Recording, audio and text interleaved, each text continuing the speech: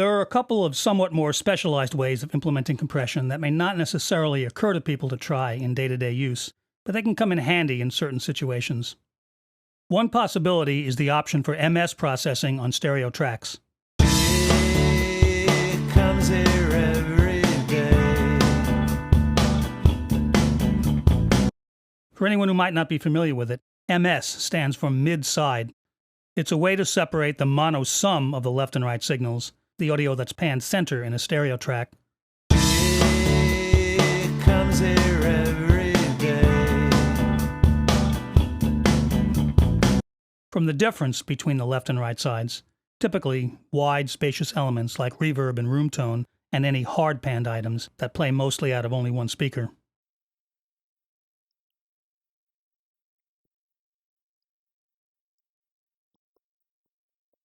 This separation is accomplished via phase cancellation, and then the mid and sides of the stereo signal can be processed independently. In fact, you could set this up with any compressor with a little extra work duplicating and phase flipping a stereo track in the mixer. But if the plugin itself offers it at the push of a button, it'd be much more practical and much easier to implement.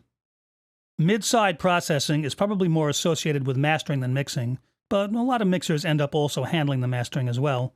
And MS can also be useful on some stereo tracks in the mix, especially ones that contain several elements like a drum kit. For example, let's say you had only a simple stereo drum track to work with, no individual drum mics, and you felt the kick and snare might benefit from some compression, like you'd often do with multi-mic'd recordings.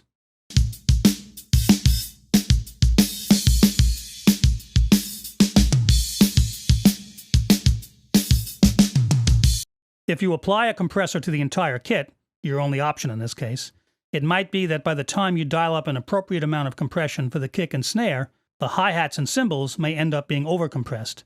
Too much wash, too in your face.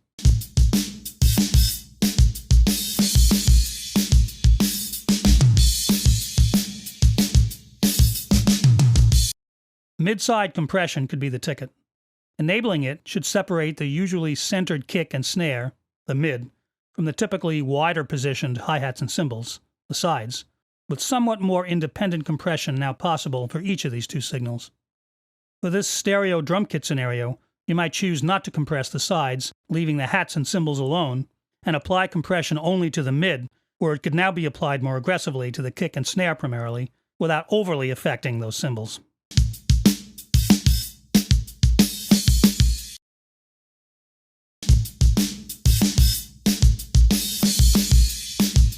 Or you could do the opposite. If that same stereo drum track has a little recorded ambience in it, and you wanted to bring that out just a bit more, you could use MS compression to compress and then crank up only the sides. This can have the effect of both widening the stereo image by emphasizing the spread, and making whatever subtle ambience was there a bit more prominent.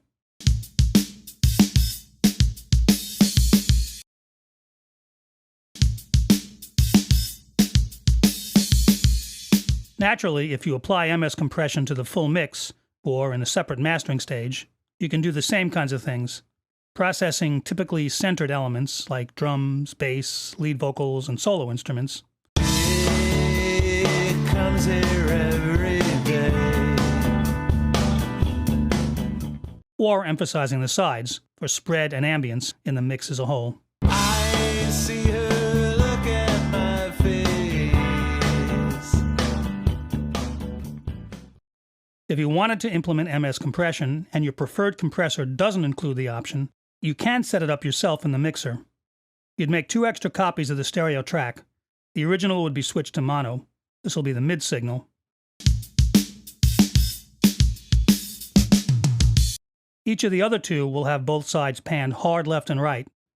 Then in one, you'd flip the phase or polarity on one side, say left, and in the other, you'd flip the polarity of the opposite side.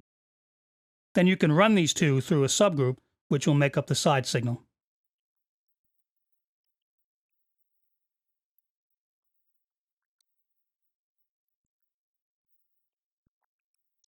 Now you could add a compressor to either mid or sides independently.